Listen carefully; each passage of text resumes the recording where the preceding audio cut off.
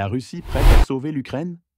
Les déclarations choc de Poutine sur l'avenir des deux pays et les enjeux stratégiques des métaux rares vont vous surprendre. Dans cette interview exclusive, le président russe aborde sans détour les tensions géopolitiques, les négociations gelées et les intérêts économiques qui pourraient redéfinir les relations entre Moscou, Kiev et l'Occident. Une analyse percutante qui vous fera réfléchir et réagir. Alors, prêt à découvrir la vérité derrière les mots de Poutine? Laissez votre avis en commentaire. Vladimir Vladimirovitch, nous venons d'assister à votre réunion sur les métaux des terres rares. Excusez-moi, mais je pense qu'en ce moment, tous les journalistes du monde s'intéressent aux métaux des terres rares, mais sous un angle légèrement différent. En effet, les États-Unis, pour le dire très délicatement, insistent fortement pour que Zelensky signe un accord avec eux concernant ces ressources, en guise de paiement pour l'aide fournie à l'Ukraine par l'ancienne administration, l'administration Biden. Comment évaluez-vous les perspectives d'un tel accord ? Cela ne nous concerne pas. Je ne l'évalue en aucune manière et je ne veux même pas y réfléchir. Bien sûr, il serait pertinent d'évaluer ces ressources, leur existence réelle, leur quantité, leur valeur, etc. Mais, je le répète, ce n'est pas notre affaire. Notre affaire, c'est ce que nous avons discuté lors de la réunion d'aujourd'hui. Les métaux rares et les métaux des terres rares sont des éléments extrêmement importants, des ressources essentielles pour les secteurs économiques modernes. Jusqu'à présent, nous avons fait peu d'efforts dans cette direction, mais nous devons en faire davantage. L'objectif de la réunion d'aujourd'hui est justement de concentrer, dans un premier temps, les ressources administratives pour travailler dans ce domaine. D'ailleurs, nous serions prêts à proposer une coopération à nos partenaires américains et lorsque je dis partenaires, je ne parle pas uniquement des structures administratives et gouvernementales, mais aussi des entreprises si elles manifestaient de l'intérêt pour un travail conjoint. Il est important de souligner que nous disposons, sans aucun doute, d'une quantité bien plus importante de ces ressources que l'Ukraine. Et je tiens à insister sur ce point. La Russie figure parmi les leaders incontestés en matière de réserves de métaux rares et de terres rares. Nous en avons dans le nord, à Mourmansk, dans le Caucase, en Kabardino-Balkarie, en Extrême-Orient, dans la région d'Irkoutsk, en Yakoutie et en Touva. Ce sont des investissements très lourds en capital, des projets nécessitant d'importants investissements. Nous serions ravis de collaborer avec n'importe quel partenaire étranger, y compris les Américains. D'ailleurs, en ce qui concerne les nouveaux territoires, c'est la même chose. Nous sommes prêts à attirer des partenaires étrangers. Sur nos nouveaux territoires historiques, qui ont réintégré la Fédération de Russie, il existe également certaines réserves. Nous sommes prêts à travailler avec nos partenaires étrangers, y compris américains, aussi dans ces régions. Même dans les nouvelles régions? Oui, bien sûr. Ces derniers jours, nous assistons à une avalanche de déclarations et de discussions. Et tout le monde parle de Trump, notamment de la manière dont il insiste fermement pour que Zelensky organise des élections et du fait qu'il affirme que son taux de popularité est de 4%. Les Européens critiquent sévèrement toutes ces déclarations de Trump. D'ailleurs, certains considèrent déjà que l'approche actuelle du président des États-Unis joue plutôt en faveur de la Russie. Qu'en pensez-vous? Est-ce vraiment le cas? Je pense que ce n'est absolument pas le cas. J'ai sur cette question un point de vue qui est totalement opposé à celui que vous venez d'exposer. En réalité, l'actuel dirigeant du régime de Kiev devient une figure toxique pour les forces armées ukrainiennes car il donne des ordres absurdes, non pas motivés par des considérations militaires, mais par des considérations politiques dont les fondements sont d'ailleurs difficiles à comprendre. Et cela entraîne des pertes excessives, pour ne pas dire extrêmement lourdes, voire catastrophiques pour l'armée ukrainienne. Il devient également toxique pour la société dans son ensemble. D'ailleurs, cela s'est reflété dans le vote d'aujourd'hui à la Rada, Parlement ukrainien, concernant la prolongation de son mandat. Enfin, il s'est lui-même enfermé dans une impasse avec son décret interdisant toute négociation avec la Fédération de Russie en vue d'un traité de paix. Il a interrompu ces négociations. Pourquoi? Parce qu'il cherche à les éviter. Pourquoi? Parce que si ces négociations commençaient, tôt ou tard et très probablement assez rapidement, il deviendrait nécessaire de lever la loi martiale. Et dès que cela arriverait, il faudrait immédiatement organiser des élections.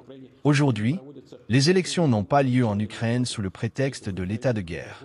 Mais si les négociations sont engagées et qu'une levée rapide de la loi martiale devient une nécessité, alors les élections deviendraient inévitables. Et c'est là que réside le véritable problème pour l'actuel chef du régime. Car en réalité, peu importe qu'il ait 4% d'opinion favorable ou un autre chiffre. Ce qui importe, c'est que, selon nos données, qui sont objectives, son taux de popularité est exactement 2 fois inférieur à celui de son principal adversaire politique potentiel. Il s'agit de M. Zaloujny, l'ancien commandant en chef des forces armées ukrainiennes, qui a été exilé à Londres et dont la cote de popularité est 2 fois plus élevée que celle de Zelensky. Et si l'on ajoute à cela un éventuel soutien de ce candidat par d'autres figures politiques, notamment d'anciens premiers ministres ou d'anciens présidents, alors les chances de l'actuel chef du régime de remporter les élections sont absolument nulles. Elles sont égales à 0. Sauf, bien sûr, en cas de manipulation grossière des résultats, mais ce serait alors bien trop visible. C'est pourquoi il est devenu un facteur de désintégration, aussi bien pour l'armée que pour la société et l'État lui-même. Le président américain en exercice, Donald Trump, comprend certainement cela et le pousse vers des élections. À mon avis, son objectif est le suivant. Il veut assainir la situation politique en Ukraine, consolider la société, créer les conditions de survie de l'État ukrainien. Et, au final, cela ne bénéficie pas tant à la Russie. Notre conflit est avec le régime en place qu'à l'Ukraine elle-même. Par ailleurs, le président américain actuel a déclaré qu'il voulait obtenir la paix. D'ailleurs, nous aussi, et ce, le plus rapidement possible. Or, l'actuel chef du régime est un obstacle à la réalisation de cet objectif. Voilà pourquoi, à mon avis, le président des États-Unis adopte cette position. Elle n'a rien à voir avec les intérêts de la Russie, elle vise plutôt à préserver l'État ukrainien. Et nous n'avons aucune objection à cela. Bien sûr, nous préférions que ce territoire ne soit pas utilisé comme une base pour attaquer la Fédération de Russie, qu'il ne serve pas de plateforme hostile à notre pays, et qu'il devienne finalement un État voisin ami. Chaque jour, nous entendons de nombreuses déclarations de Trump, toutes plus variées les unes que les autres. Vous l'avez rencontré à plusieurs reprises, et vous avez récemment eu une conversation téléphonique avec lui. Agit-il sous le coup de l'émotion? Bien sûr que non. Certes, l'actuel dirigeant du régime de Kiev donne des raisons d'exprimer certaines émotions. Mais ce que je viens d'expliquer montre clairement que les actions de Trump sont basées non pas sur l'émotion, mais sur un calcul froid et une approche rationnelle de la situation. Paradoxalement, nous aurions même eu intérêt à ce que Zelensky reste en poste et continue à affaiblir le régime avec lequel nous sommes en conflit armé. Mais du point de vue du renforcement de l'État ukrainien, il faudrait manifestement agir avec plus d'énergie et dans une direction totalement différente, en amenant au pouvoir des personnes jouissant de la confiance du peuple ukrainien. Selon vous, les Européens comprennent-ils réellement les enjeux actuels autour de l'Ukraine? Il faudrait leur poser la question. Mais à en juger par leurs actions, il me semble qu'ils ne comprennent pas très bien. Cependant, le problème ne se limite pas à cela. Contrairement au président nouvellement élu des États-Unis, les dirigeants politiques européens sont étroitement liés au régime actuel en Ukraine. Ils sont engagés à ses côtés, ils ont trop parlé, trop promis, et, pardonnez-moi l'expression, il leur est aujourd'hui très difficile, voire pratiquement impossible, de faire marche arrière sans perdre la face. Et étant donné qu'ils traversent actuellement une période politique intérieure délicate, avec des élections, des réélections, des difficultés dans les parlements, etc., il leur est presque impossible de modifier leur position. À l'inverse, le président américain nouvellement élu n'est pas entravé par ses engagements. Il est libre de ces chaînes qui empêchent d'aller de l'avant et de travailler à la résolution du conflit. De plus, il est probablement de nature à agir de manière directe et sans trop de retenue. Il se trouve dans une position unique. Il ne se contente pas de dire ce qu'il pense, il dit ce qu'il veut. Et après tout, c'est un privilège qui appartient aux dirigeants des grandes puissances. Il y a quelques jours à Saint-Pétersbourg, je vous ai demandé si tout le monde voulait avoir une voix dans les négociations russo-américaines. Mais les Européens continuent d'insister, exigeant un droit de regard sur les négociations autour de l'Ukraine. Comment percevez-vous cela?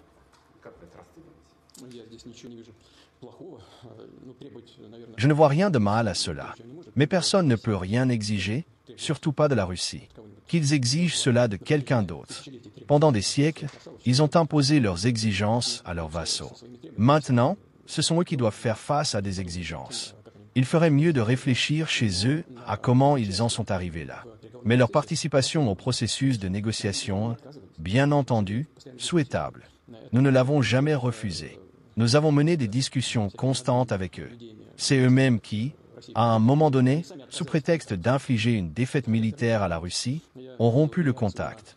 S'ils veulent revenir, qu'ils reviennent. J'ai vu les réactions à notre conversation téléphonique avec le président américain et à la réunion de haut niveau à Riyad. Ces réactions étaient très émotionnelles et dépourvues de sens pratique. Pourquoi? Parce que pour résoudre des questions complexes et sensibles, y compris sur l'Ukraine, la Russie et les États-Unis doivent d'abord franchir une première étape. En quoi consiste-t-elle? Cette première étape doit viser à renforcer la confiance entre nos deux pays. C'est précisément ce que nous avons fait à Riyad et c'est ce qui guidera les futurs contacts de haut niveau. Sans cette confiance, aucun problème, y compris la crise ukrainienne, ne peut être résolu. Mais quel est le rôle des Européens ici? Il s'agit avant tout des relations bilatérales entre la Russie et les États-Unis. Que viendrait-il faire là-dedans? Lors de notre conversation téléphonique et de la réunion de Riyad, la question de l'Ukraine a bien sûr été évoquée, mais elle n'a pas été discutée en profondeur. Nous avons seulement convenu d'y venir plus tard. Dans ce cadre, nous ne refusons pas la participation des pays européens. Je tiens à souligner que nous respectons également la position de nos amis des BRICS, qui ont formé un groupe en faveur de la paix. J'ai justement parlé aujourd'hui avec le président de la République populaire de Chine, et nous avons discuté de cela. Il m'a informé que le groupe des Amis de la paix se réunira bientôt à New York pour aborder cette question. Nous ne faisons pas que saluer ces initiatives, nous sommes reconnaissants envers tous nos partenaires qui s'efforcent d'instaurer la paix. Ce n'est donc pas seulement aux Européens, mais aussi à d'autres pays de jouer un rôle. Nous y sommes favorables. J'aimerais vous demander de commenter quelques déclarations supplémentaires de Trump, qui, comme je l'ai dit, sont très nombreuses. Mais pas toutes, d'accord? Pas toutes. Par exemple, il a déclaré qu'il voulait proposer à vous et aux dirigeants chinois de réduire de moitié les budgets de la défense. Que pensez-vous de cette idée? Je sais, et je peux deviner sur quoi cela repose. Probablement sur les calculs d'un centre de recherche britannique qui a estimé les dépenses de défense en parité de pouvoir d'achat. L'année dernière, les États-Unis ont dépensé environ 968 milliards de dollars. Si l'on additionne les dépenses russes et chinoises, on obtient des chiffres comparables. Mais d'abord, il faut vérifier ces calculs. Ceux du centre britannique peuvent être corrects, mais aussi inexacts ou complètement erronés. Il faut examiner cela. Deuxièmement, je ne peux pas commenter la réaction de la Chine. Il y a eu différentes approches de la part des Américains sur les armes stratégiques offensives et d'autres questions très sérieuses. C'est à la Chine d'en décider. Mais nous, avec les États-Unis, nous pourrions en discuter. Nous n'y sommes pas opposés. L'idée semble bonne. Si les États-Unis réduisent leur budget militaire de 50%, nous pourrions en faire de même. Et ensuite la Chine pourrait éventuellement rejoindre l'initiative. Nous pensons que la proposition est intéressante et nous sommes prêts à en discuter.